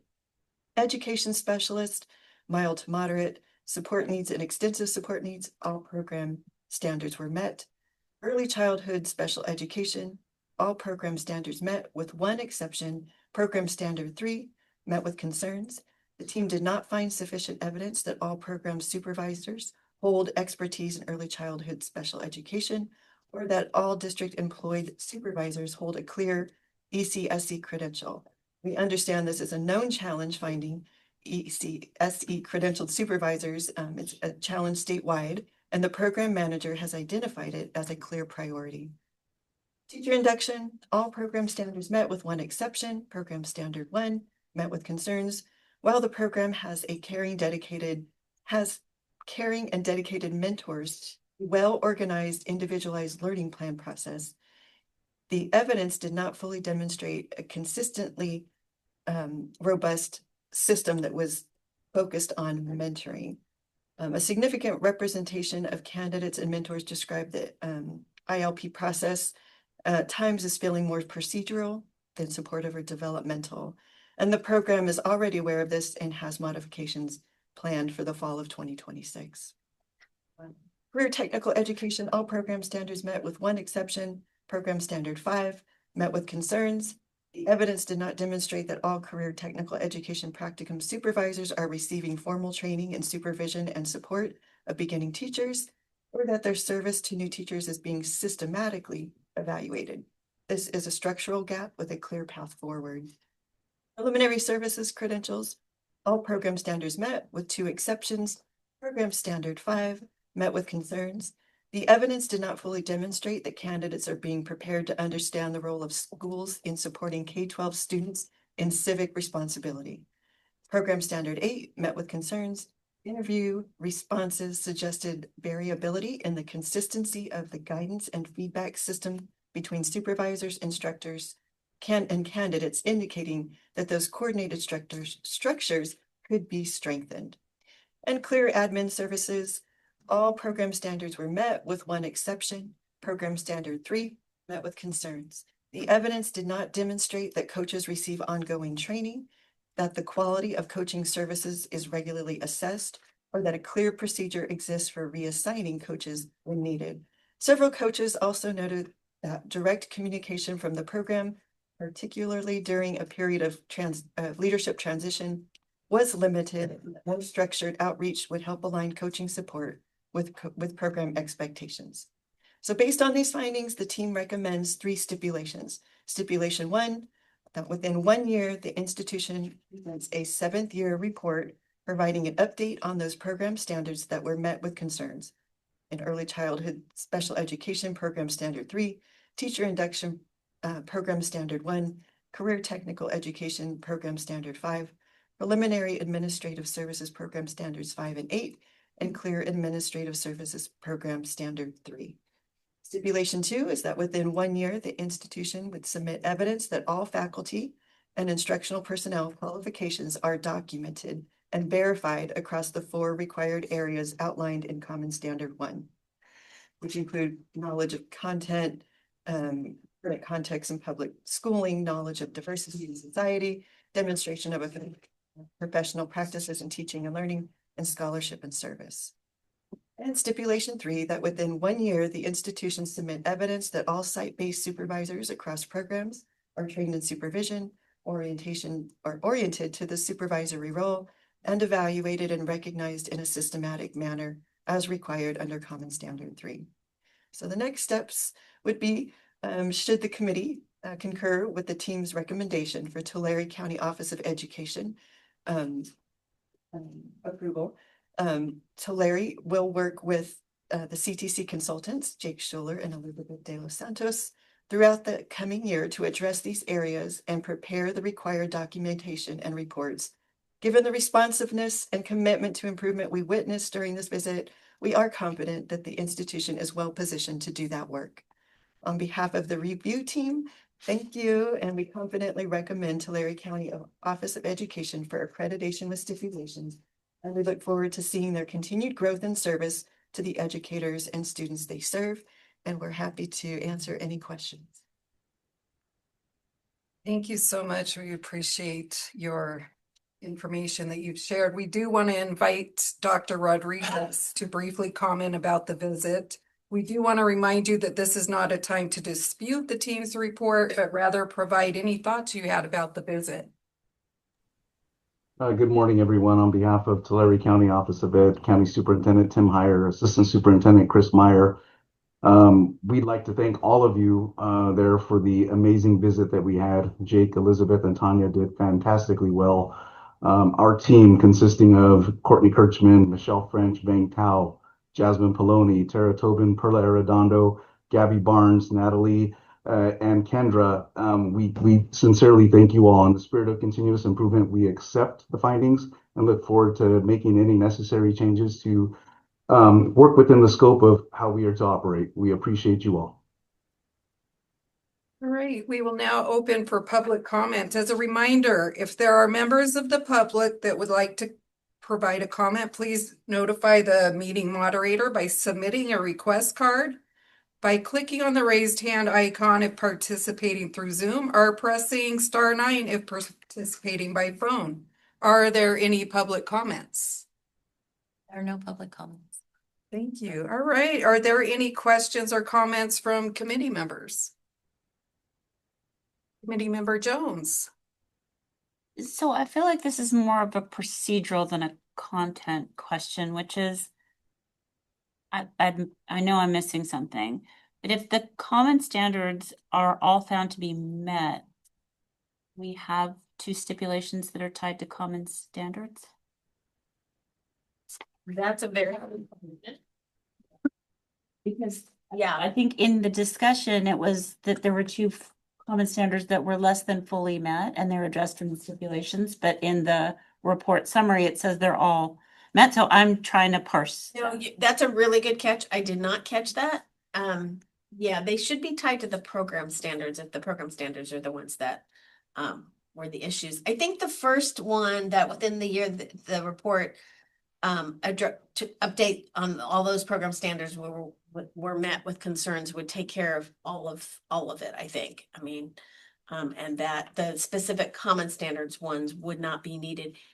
So it's up to you, but you are absolutely right. I should have got that. I didn't. Yeah, if it's met, it shouldn't be common It shouldn't standard. have more work to do if it's met. Right, exactly. Yeah. So the stipulations themselves should be tied to the program standards if those were the ones that were met with concerns. Or the finding. Or the finding. Well, yeah, at But this I don't- point, we can't change the findings, Right, only the team so- can. So we as in you, the Right. Committee on Accreditation. So what we could do is just you can still keep I think the wording. What we could do is change the report so that we put the applicable program standards to the stipulations. Yep. Would that work for everybody? For clarification then we're talking about page 4? Yes. To remove where it says common standard 1 and program standard, but keep the stipulation and remove common standard 3. So we're keeping the stipulations, but removing the headings? Is that? That's one of the Proposal? suggestions I would make. And that what we would be looking for is evidence of program standards. And maybe the team could talk a little bit about what they were thinking. Was there a reason that it was common standards that were chosen as stipulations opposed to just program standards?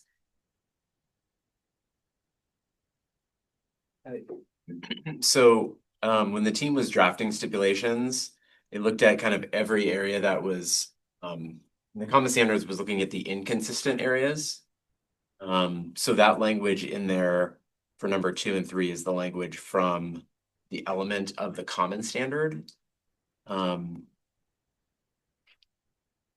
So is the recommendation that perhaps these do not become stipulations, and that maybe there's just the first stipulation for program standards, and that 2 and 3 be removed as stipulations? I'm not sure the team. Just that unless you change common standards to met with concerns for those ones. It's the consistency of requiring a stipulation for something that is otherwise indicated to be fully met. Yeah. So they would be program standards. Which would be covered in a 7th year report. Right. Anyway, right? Like, Okay, so you could do a tweener. I'm just thinking. Which is you leave number 1 and then you add a sentence because it's up to you to change the stipulations. You all have that authority. You could say and address any inconsistent areas within the common standards, even though they were found to be met. They're inconsistent. So you could do that. I'm glad you caught that because it's that consistency of how we deal with things. Yes. So typically if a standard is found to be met, there is no stipulation related to it. So, but if I think you could, and it sounds like the institution's willing to address them. So I think you could add a stipulation that says for any common standard with an inconsistent to address those in your 7th year report or in your. Or with inconsistent maybe evidence, because the finding is the finding. Right, exactly. Inconsistent evidence. Does that work for everybody? Okay, great. Thank you, Anne, for bringing that up. That's important. Okay. This get jotted down for the motion. yes. Yes. This is an action item, so. Oh, is there another? Oh, no, this was just to get us level set on this, but we haven't gotten a chance to ask questions, right? No, I'm. Okay. I had a question. So McKee. my question is a conundrum, and I wanted to hear what you may be doing next year. I'm really impressed with the feedback your institution provides and the satisfaction of the candidates. It was really loud and clear. But then the conundrum was that you're giving feedback, but then the feedback seemed too procedural, and you have a system to address this next year. Because, right, people are turning in documents and you have to give them feedback. And if documents are not correct and there's spelling errors or dates or things aren't correct, if you could tell me a little bit more, like what was that systematic thing that people may have not been quote unquote happy with the feedback that you still have to be able to provide to have quality work? Like, what are you doing differently next year so that people aren't just getting stuff turned back into them? I think it's page 25 of the report that it was saying that people were getting things just turned back to them because they were missing a date. For teacher induction, right? For teacher induction, yes. For teacher induction, it seemed like that you're in this conundrum that you're trying to provide feedback to have educationally professional products, but you also are trying to make sure it's not too procedural and more of a robust system. And I think that's a conundrum because you do want to give people feedback if there's something missing and not there, but you also don't want them to feel like they just have to turn things back in. So it said that next year you have a system that you're going to do that differently. So what does that look like? Does that make sense? I'm not sure. Team George? George, yes, the institution, yes. Oh, good. Thank you. So we're taking a good holistic review of our entire program here to to match anything that we need to the standards and ensure that we are in compliance. Our plan is to meet with Jake and Elizabeth to get a thorough review of what that looks like. Michelle and I and the team are currently looking at every aspect for which we offer it. One of the feedback mentions that we did have was that, you know, our meetings, the amount of meetings that we have. So we're looking at really touching on those points in addition to offering feedback that's going to help that candidate grow and further clear their credential. So within that system, a full-on look, working with Jake and Elizabeth to really just fix those things for next year. I'm not sure that answered my question. On page 25, it says you have a system in place to provide for next year already to provide feedback that's non-procedural. I guess that's what my wondering was. Or Yeah, maybe so the system is just to create a system. our system is to create a system and really just review that. Michelle is getting feedback from some of the people that we interviewed at this point, and in addition, taking feedback from them to see exactly what we could do differently to make it more robust. Are there any other questions from the committee? This is an action item. Do I have a motion?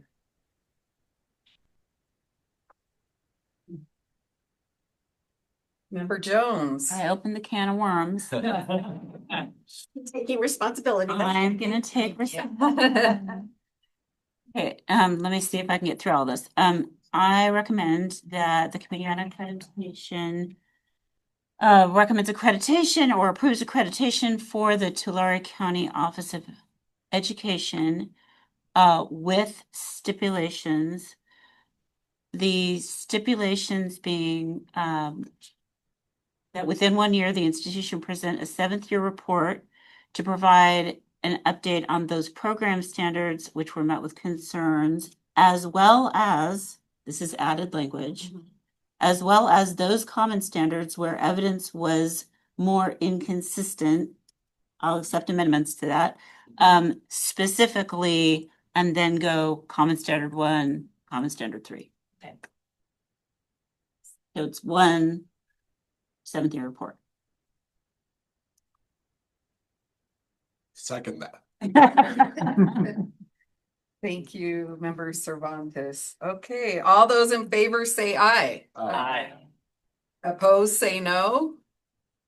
All right, motion carries. Thank you, Dr. Rodriguez, Ms. Almeida, Dr. De Los Santos, and Mr. Schuler. And I just want to say thank you to Tanya because we had to do some shuffling of the team and she took on the team lead responsibility sort of late in the process. So thank you very much. Thank you. For item number 11, we are 40 minutes behind, but just for the sake of this morning, we normally do a stretch break for like 5 minutes and providing the committee members to also order their lunches. Otherwise, there will be a delay later on. Administrator Hickey, is it okay that we take a 5-minute break to handle some of those pieces? Okay. And so we do apologize to the programs in the wings, but we're going to come back together at 11 and go from there. Thank you. And then Michelle had emailed all of us to the CTC email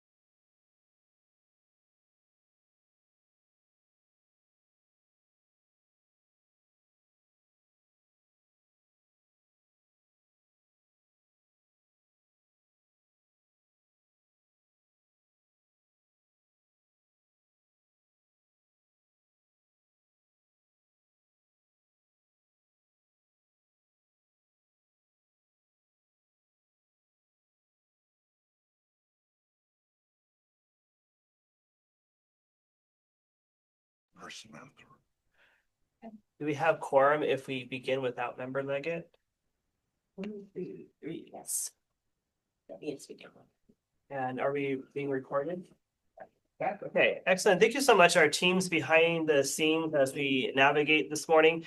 We're going to now move over to item number 11, and that is the report of the provisional site visit team to Gateway High School. Consultants Dr. Rosemary Wren and Kiyomi Meeker will introduce this item, and joining them is team lead Stacy Tizer and institutional representatives Donna Scarlett, who's the Gateway Induction Program Director, Danielle Cicerelli, the Gateway Induction Administrative Associate and Credential Analyst, and Aaron Watson, Chief of Schools and Programs, Gateway Public Schools. Are there any recusals on this item?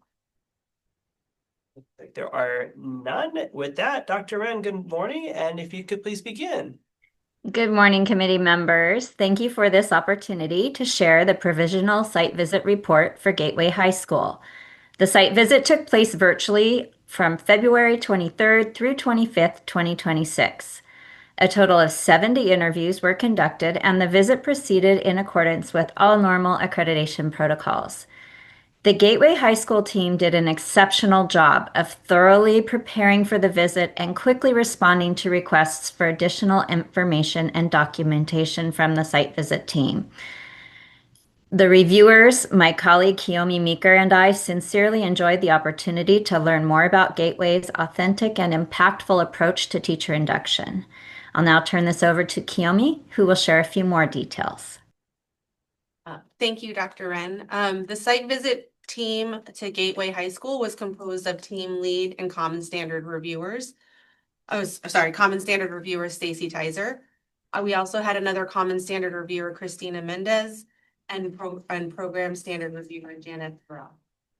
Following the review of the accreditation website, the publicly reported data, and interviews with constituents of the teacher induction program, the team has recommended accreditation.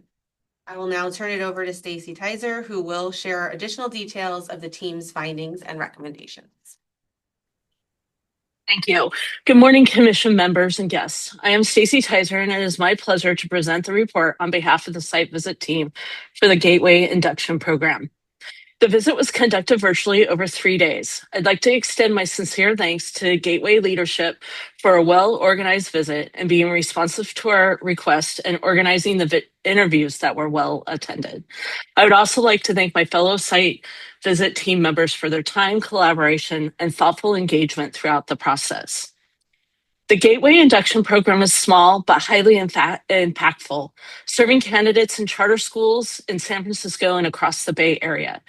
Program and school leaders explain that their small size is intentional, allowing them to be selective and strategic in their partnership. Across partner schools, there's a shared commitment to equity, serving our marginalized students, and developing reflective anti-racist practitioners.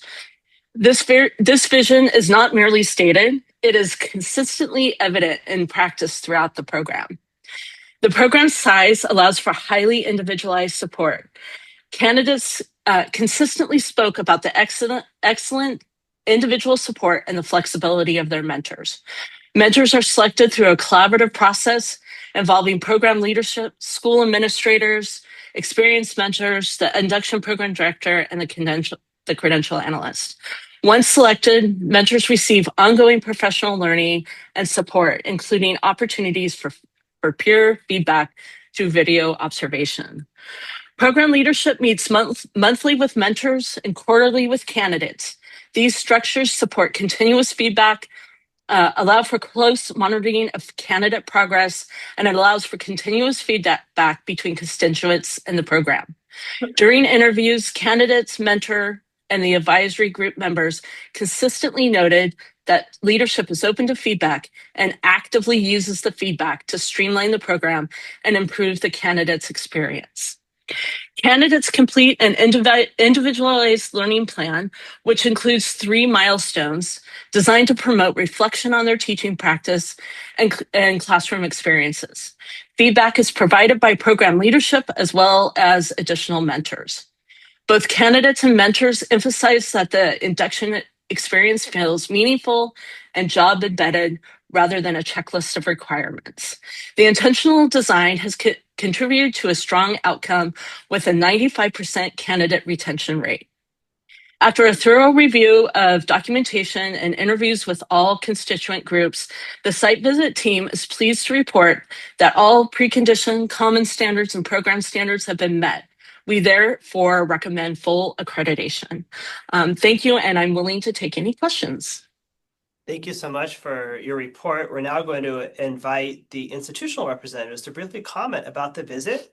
Remind you, it's not a time to dispute the team's report, but rather to provide any other thoughts you'd like to share about the visit. Good morning. I'm Donna Hyatt-Scarlett. I'm the Induction Program Director for Gateway. Thank you so much for this opportunity this morning to present to the Commission. And we just wanted to extend our sincere appreciation to Stacy, to Kiyomi, and Rosemary, and the accreditation team. They were so collaborative, so flexible, guided us, from when we began a year before this process to now. Just really very grateful for all of the support that we received along the way. I'll turn it over to Erin to say a few more words. Yeah, I just want to acknowledge and appreciate our team at Gateway, but also Rosemary and Stacy and the visiting team were just very clear on what we should expect from the visit, and also gave us a lot of really good feedback, which we appreciated to think about our growth and ask really thoughtful questions. We just felt like the process was very helpful for us to continue to grow and improve, and I want to appreciate that. Thank you. Thank you so much. Are there any public comments on this item? There are no public comments. Thank you. It's now an opportunity for any questions from our committee members. Anything you'd like to share? Members of office. I just want to commend you. There was a lot of strong qualitative evidence of impact, and I mean, you all certainly respect and appreciate the candidate voice, the mentor feedback, and there were clear evidence of growth.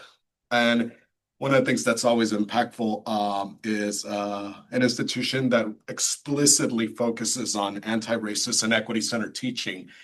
And so, not that you have to answer this, but what can we expect to see ahead, sort of with that equity forward lens, if you will, because these become examples, signature examples for how other institutions within our public schooling system should adapt, right, and become more bold and innovative and respectful of this. But don't need to answer, but if you have an answer, that's great. I think it's still a learning process for us as well. I mean, we're continually reflecting and refining the program. So in our first year, we realized, equity is not really a through line as much as it should be in our portfolios. And we started to revamp and revise that and directly address it. So every year it's really reflecting, refining, just continuing to gather feedback and input on the program. And we'll continue to explore that, and hopefully we'll have an answer for you. Thank you. Definitely a learning process. Member Campbell. Oh, hi. Mine is a commendation. I just wanted to say that after reading your documents, I would say that any of our induction programs, as large or as small as they might be, we all want our candidates to share that induction does not feel like a checkbox, and that they could actually focus and reflect on their practice. So that was my favorite part. Other members. And I just echo what our members have shared. It was very clear a voice of the candidates, and the fact that they could see changes happen in real time, that you listened to them and adapted your program based upon their perspectives. And the more that we all model that out there, that we're all on a cycle of continuous improvement. It's not just the candidate who has to reflect, it's also the program and the leadership. And that was very clear in your report, that is evident in the program. So thank you. This is an action item. If any additional comments, questions, or motions, feel free to share from any of our committee members. There's a writer, this is a provisional site visit. So to our institution, if approved today, then you move to the commission for final approval of your program.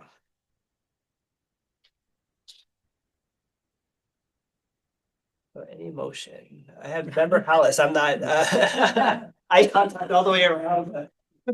I move to approve the report, provisional accreditation site visit for Gateway High School and the recommendation of accreditation.